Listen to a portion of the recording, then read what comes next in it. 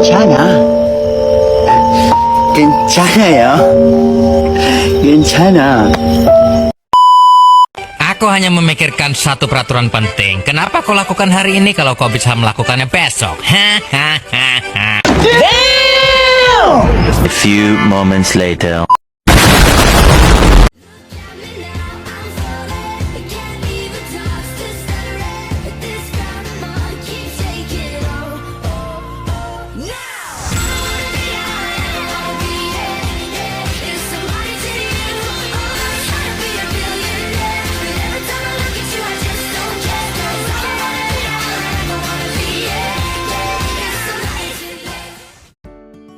Salve saudara-saudari yang terkasih. Perkenalkan, saya Devi Apenitalia, mahasiswa Sekolah Tinggi Agama Katolik Negeri Pontianak dari PKK 1 semester 1 angkatan 2024. Di video kali ini saya akan membahas tentang pembebasan dan identitas bangsa Israel dalam kitab Keluaran.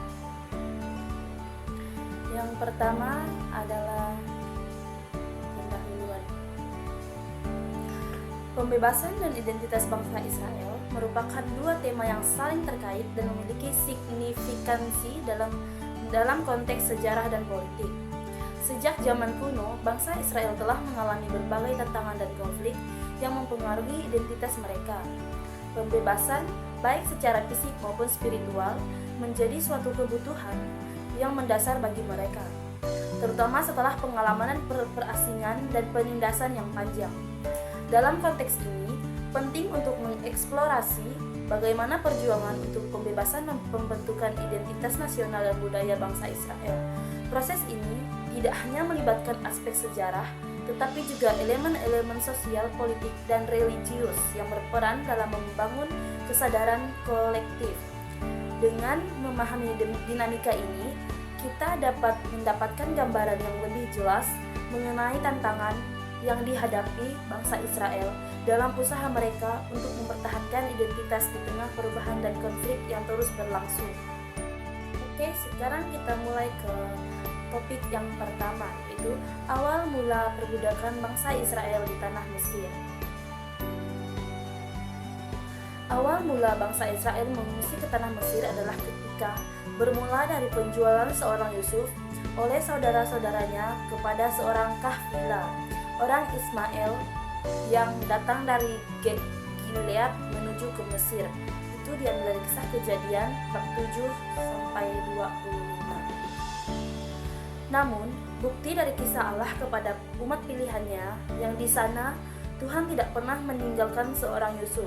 Ketika Yusuf berada di tanah Mesir, bahkan lebih dari itu, ia mengangkat Yusuf menjadi seorang pengusaha Mesir.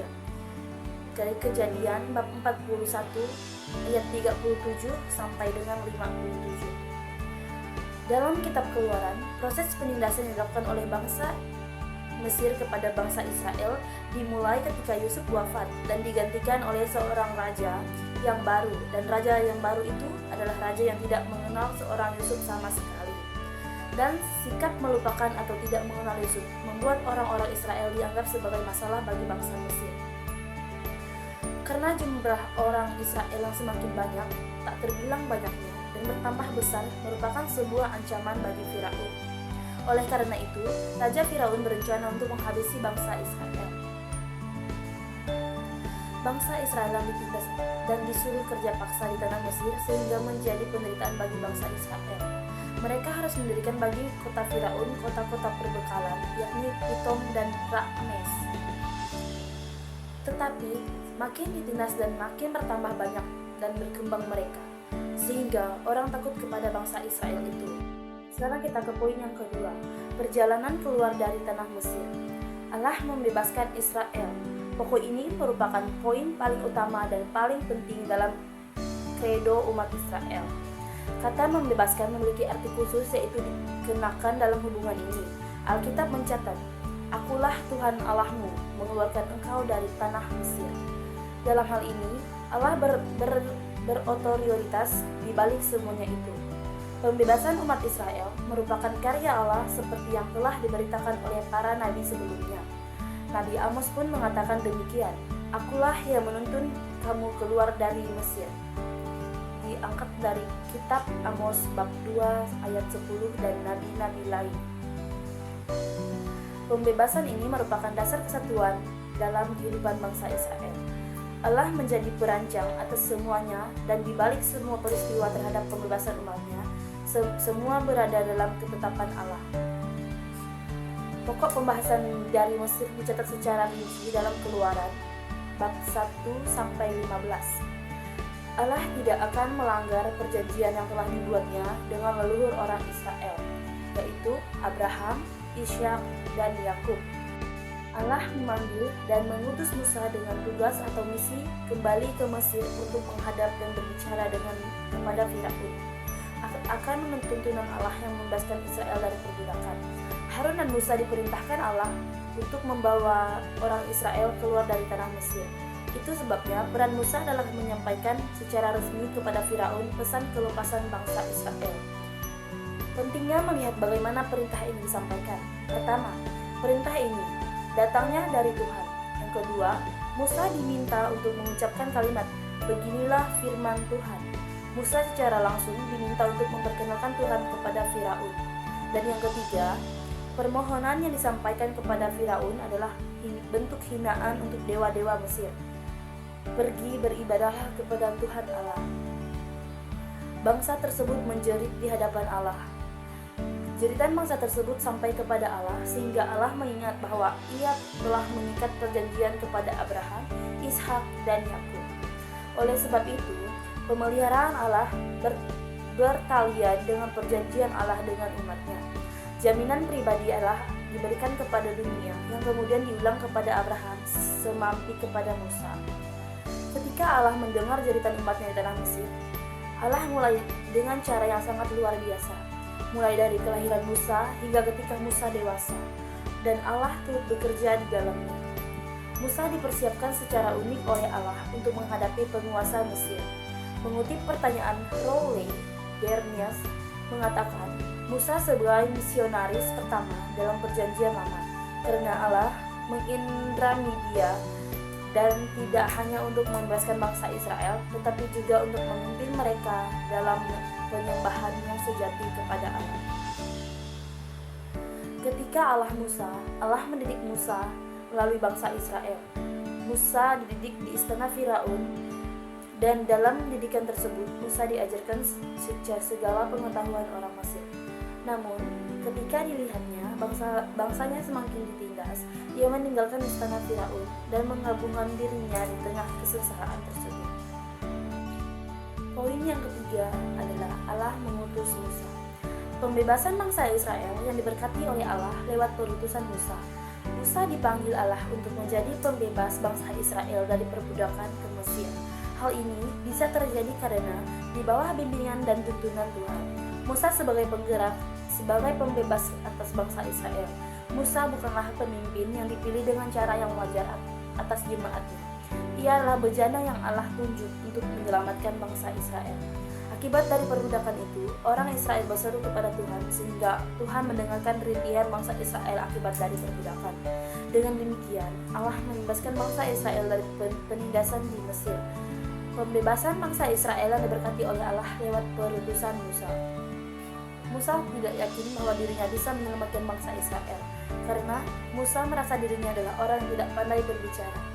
Tetapi karena kepercayaan Allah terhadap Musa, Allah yakin dan akan tetap mengutus Musa sebagai penolong bangsa Israel, dan tetap Musa berkata, "Ah Tuhan, utuslah kiranya siapa saja yang patut kau utus."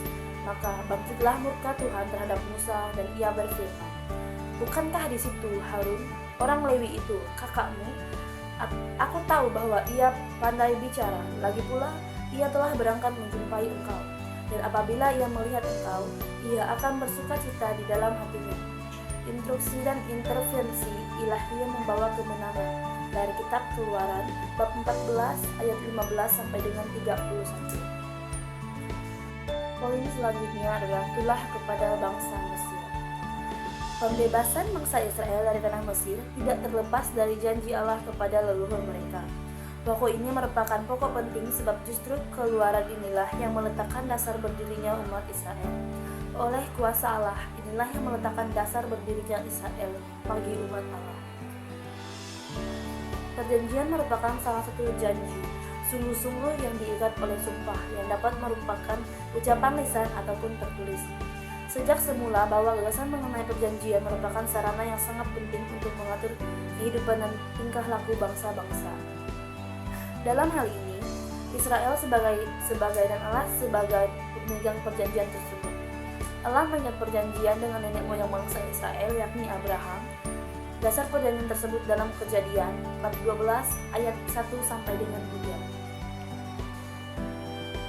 Ketika Yusuf mati di Mesir, mungkin tidak banyak orang yang menaruh harapan kepada keluarganya.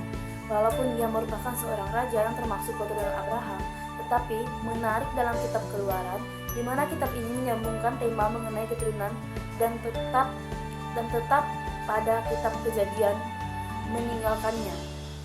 Melihat tulah-tulah yang terjadi atas orang Mesir, banyak sarjana yang menafsirkan bahwa hal tersebut hanya semacam bencana alam biasa yang terjadi berulang kali di Mesir.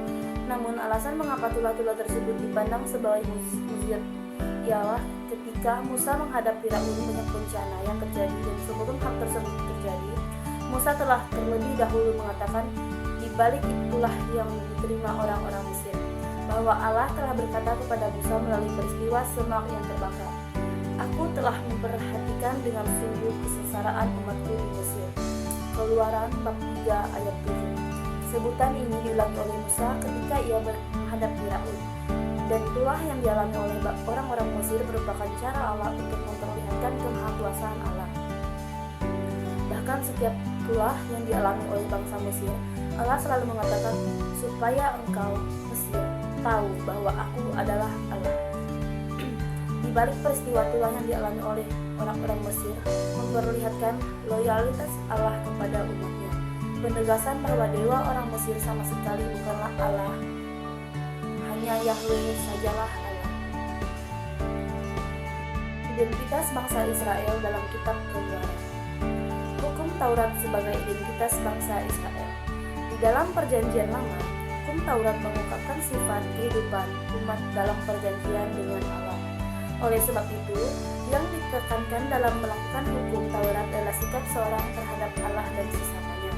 Penekanan sikap bukanlah menunjukkan adanya imbalan apabila melakukan hukum, tetapi merujuk pada kesetiaan hidup sebagai umat Allah dan sesama. Seperti yang dikatakan Deirnes, seorang teolog, pemberian hukum Taurat dalam kitab Perjanjian Lama bukan sebagai syarat menjadi umat Allah, melainkan karena sudah menjadi umat Allah.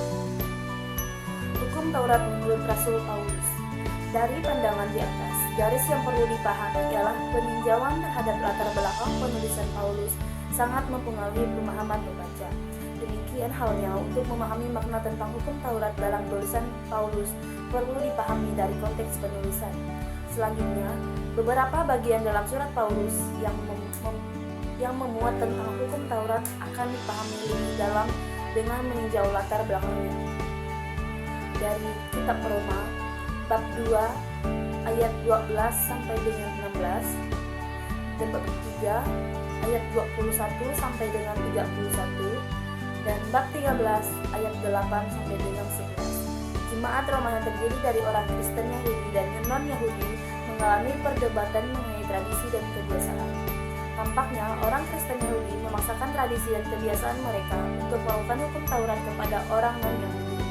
Jika hal tersebut tidak dilakukan, maka tanda sebagai umat pilihan Allah yang akan diselamatkan tak dianggap sah menurut kepercayaan orang Yahudi. Roma bab 2 ayat 12 sampai dengan 15 merupakan bagian dari ungkapan Paulus untuk meningkatkan jemaat Roma bahwa di hadapan Allah semua manusia sama. Hukum Taurat tidak menjadi penghalang di antara mereka, baik orang Kristen Yahudi maupun non-Yahudi, memiliki kesempatan yang sama untuk mendapat anugerah ataupun hukuman Allah. Tampaknya orang Kristen Yahudi yang masih berpegang teguh pada hukum Taurat tidak meyakini hal itu. Bagi mereka, hukum Taurat masih menjadi bagian penting dalam anugerah Allah, sehingga menekankan hal yang sama kepada orang non-Yahudi.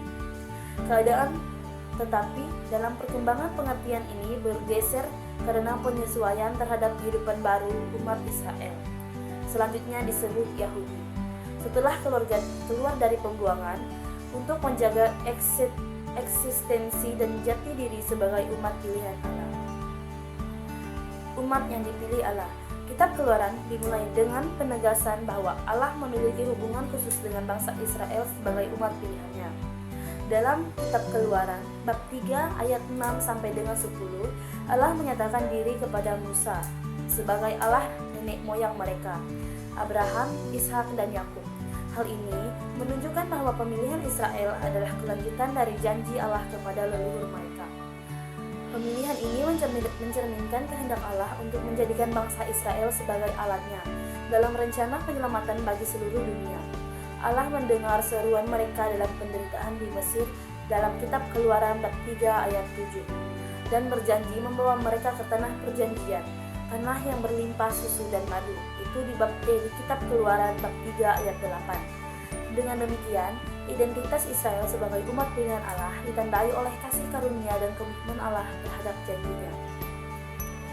Dibebaskan dari perbudakan di Mesir adalah momen paling monumental dalam pembentukan identitas bangsa Israel. Dalam narasi Keluaran bab 7 sampai dengan bab 12, Allah menunjukkan kuasanya melalui 10 tulah yang mengalahkan kekuatan Firaun dan dewa-dewa Mesir. Klimaks dari pembebasan ini adalah peristiwa pembelahan Laut Teberau, Keluaran bab 14 ayat 21 sampai dengan 31, di mana Allah secara langsung menyelamatkan bangsa Israel dari kejaran tentara Mesir. Peristiwa ini tidak hanya berfungsi sebagai pembebasan fisik, tetapi juga simbol pembebasan spiritual. Bangsa Israel diselamatkan dari perbudakan untuk menjadi umat Allah yang hidup sesuai dengan kehendaknya. Pembebasan ini dikenang melalui perayaan Paskah di Keluaran bab 12 ayat 1 sampai dengan 30, yang menjadi pengingat abadi tentang kuasa dan kasih Allah. Melalui pengalaman ini, Israel memandang diri mereka sebagai bangsa yang ditebus dan dipanggil untuk hidup dalam kebebasan di bawah Allah.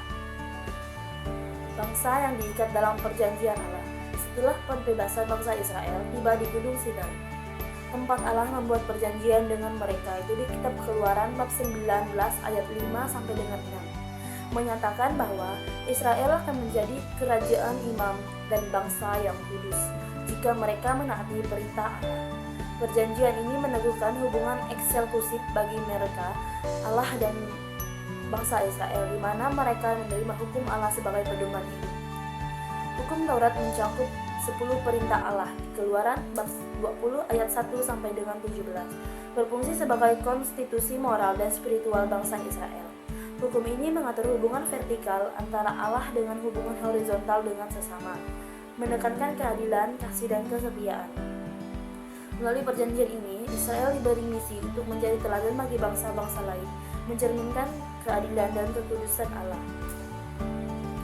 Identitas kolektif bangsa Israel. Ketiga elemen ini, pilihan, pembebasan, dan perjanjian, menyatu untuk membentuk identitas bangsa Israel. Identitas mereka tidak hanya bersifat etnis atau historis, tetapi juga teologis. Mereka dipahami sebagai poin yang pertama, umat yang dipilih Allah, yaitu menunjukkan kasih Allah yang memilih mereka untuk tujuan ilahi. Dan poin yang kedua, bangsa yang ditebus, membuktikan kuasa Allah dalam membebaskan mereka dari perbudakan. Dan yang ketiga adalah umat perjanjian, menunjukkan tanggung jawab mereka untuk hidup sesuai dengan hukum Allah. Identitas ini diwariskan untuk tradisi hukum dan perayaan seperti Paskah yang meningkatkan mereka dalam pembebasan oleh Allah.